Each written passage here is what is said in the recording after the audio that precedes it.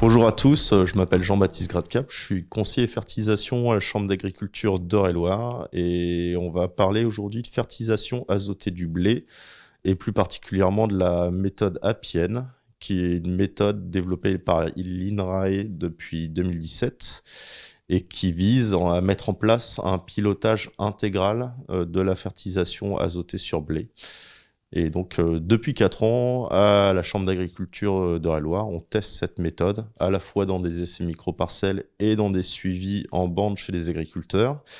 Et ces tests, on les a développés dans le cadre du projet Solinazo, avec la Chambre régionale, les chambres départementales de la région, des coopératives et les instituts techniques, Arvalis et l'INRAE. Donc, pour parler de la méthode appienne, et de sa mise en place. Je suis aujourd'hui avec Aurélie Alain, qui est agricultrice au Busset en Eure-et-Loir. Et donc, ça fait 3 ans qu'on teste la méthode chez Aurélie, dans plusieurs de ses parcelles. Et donc, bonjour Aurélie. Bonjour Jean-Baptiste. Est-ce que tu peux te présenter ? Donc Aurélie Alain, agricultrice depuis 2016, reprise de la ferme familiale. Et au niveau de l'assolement, c'est culture blé, orge, colza, on va dire classique. Et après, betterave, pommes de terre, maïs et luzerne depuis cette année. Une exploitation de 150 hectares sur un sol argilo-calcaire et 90% de la superficie de l'exploitation est irrigable. Pour commencer, je voudrais que tu nous présentes un peu la méthode et que tu nous expliques comment tu conduis l'azote avec la méthode appienne. Pour conduire l'azote avec la méthode appienne, on utilise un outil qui est une pince, un testeur, et on va venir pincer les feuilles du blé à partir du stade talage. Et ça à peu près tous les 15 jours. Alors en soi, c'est pas très compliqué. Ce qui est un peu fastidieux, c'est la répétitivité, puisque la pince nous demande de venir pincer 30 fois des feuilles différentes sur la bande pour avoir une valeur. Et pour que on puisse utiliser le modèle, il faut avoir au moins 3 valeurs. Ça veut dire qu'on va venir pincer 3 fois 30 feuilles. Et donc, effectivement, ça peut être fastidieux au niveau de l'utilisation de la méthode, parce que ça peut être long au niveau du temps. Et après, une fois qu'on a nos indices, on utilise la BAC. Ça nous donne un indice de nutrition azotée et ça vient nous expliquer si on vient apporter de l'azote, combien d'unités d'azote, et en fonction aussi, en tenant compte du stade de la plante. En fait, on compare vraiment la méthode du bilan à la méthode appienne. Donc, la méthode du bilan, en fait, on part sur une dose d'azote a priori qu'on a évaluée avec un reliquat sorti d'hiver, avec un objectif de rendement. Et là, en fait, la méthode appienne, telle on l'a testée chez toi, c'est plus une dose a priori d'azote, c'est vraiment la plante qui va servir d'indicateur pour savoir si elle a assez à manger ou pas. Et donc, c'est vraiment avec l'indice de nutrition azotée qu'on évalue avec la pince, comme tu nous l'as expliqué, qu'on va vraiment interroger la plante, savoir si elle est bien nourrie ou non. Et ensuite, en fonction de cet indice de nutrition azotée, on va mettre plus ou moins d'azote à des moments où on sait que l'azote va être bien valorisé par la plante, c'est-à-dire avec des pluies qui sont annoncées ou sur sol humide. Voilà, donc voilà, ça c'est la façon dont a été mise en œuvre la méthode chez toi. Est-ce que tu peux nous dire 2 mots sur la mise en place du dispositif chez toi pour tester la méthode ? La mise en œuvre sur la parcelle, elle a été faite de la manière suivante. Il y avait une bande d'engrais en solide et en liquide.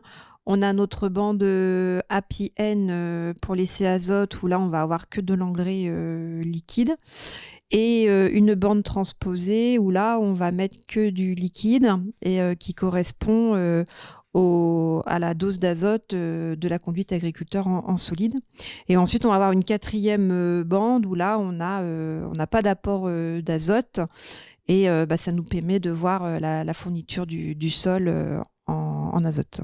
Voilà, donc après 3 années de test, qu'est-ce que tu retiens de la méthode? C'est une méthode qui est intéressante à utiliser, du fait d'apporter l'azote au bon moment et au moment où la plante en aura le plus besoin pour son développement.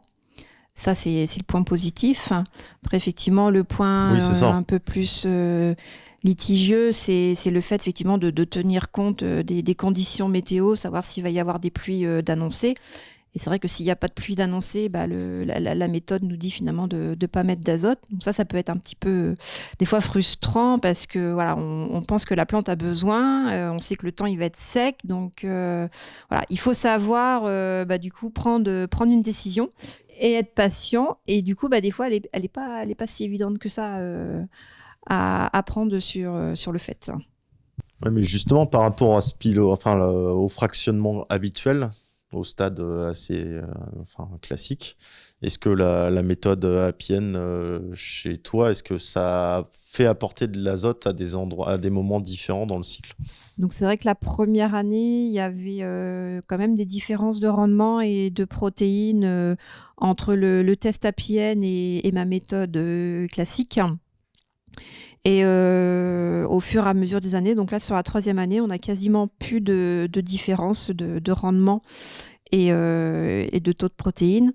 Par contre, on a observé quelque chose, c'est que sur la partie transposée en azote liquide, c'est-à-dire on a apporté de l'azote de la même façon, enfin au même moment que la partie agriculture classique, mais qu'en azote liquide. Là, par contre, on s'est aperçu qu'on avait une perte de rendement et une perte de protéines. Donc, ça voudrait dire que si je conduisais mon azote sur ma parcelle uniquement en liquide, eh ben, j'aurais de moins bons résultats que justement laissé à PN. Aujourd'hui, on arrive à des résultats qui sont quand même vraiment très proches de ce que peut donner la méthode du bilan. Et cette méthode-là, on est sur une méthode qui a 40 ans. Voilà, la méthode Appienne, on est sur une méthode qui est beaucoup plus jeune, donc il lui reste un peu de temps pour se bonifier. Est-ce que, en fait, tu envisages à terme d'utiliser la méthode sur une parcelle complète, par exemple? Parce que là, pour l'instant, on n'a fait que des tests en bande, donc qui concernaient qu'une petite surface, en fait, sur la parcelle. Déjà, oui. Est-ce qu'un jour tu envisages de mettre une parcelle complète où tu ne te fies que à cette méthode pour travailler? Le faire sur une parcelle complète de blé, donc moi j'ai des parcelles à peu près de 10-15 hectares, oui, pourquoi pas. Après, la généraliser sur toutes mes parcelles de blé, là c'est un peu plus compliqué puisque j'ai des variétés différentes à chaque parcelle avec des besoins différents. Et là, ça voudrait dire de répéter le modèle à chaque fois. Et finalement, ce qui peut être fastidieux, c'est l'utilisation de la pince. C'est pas forcément l'utilisation de la bâche, mais c'est plutôt l'utilisation de la pince. Donc oui, pour le faire sur une parcelle ou deux, mais pas toutes sur la sole blé parce que ça prendrait beaucoup de temps. Dernière question, est-ce que tu envisages à terme qu'il y ait de plus en plus d'agriculteurs qui puissent utiliser la méthode, ou ça reste une méthode difficile à diffuser plus largement aujourd'hui? La méthode en elle-même, elle n'est pas compliquée à mettre en place. Après, effectivement, il faut être très sérieux dans son utilisation, bien respecter ce que les ABAC vont nous expliquer, puisque après, il n'y a aucun intérêt de l'utiliser. Et après, la partie fastidieuse, je vais me répéter, mais c'est le fait de venir pincer effectivement 30 fois pour avoir une mesure, avoir 3 mesures pour avoir quelque chose de représentatif, aussi bien dans la partie surfertilisée que la bande appienne, et ça à chaque stade. Et c'est vrai qu'à l'heure d'aujourd'hui, je connais pas forcément beaucoup d'agriculteurs qui le feraient sérieusement sur toutes leurs parcelles de blé du fait du temps à mettre en place le pincement des feuilles.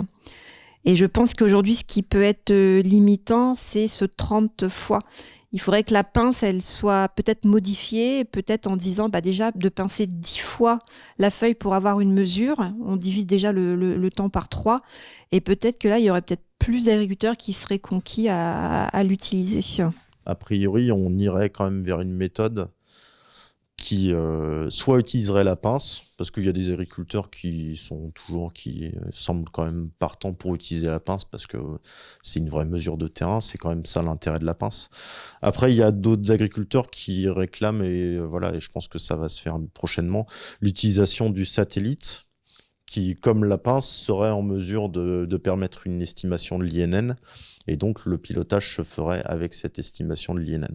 Alors, le problème, c'est qu'effectivement, le satellite, il passe tous les 5 jours potentiellement, mais on n'a pas forcément une image tous les 5 jours. Donc, il reste ce problème à régler pour avoir vraiment une estimation continue de l'INN et un pilotage de l'INN du stade tallage jusqu'à la floraison sur blétran.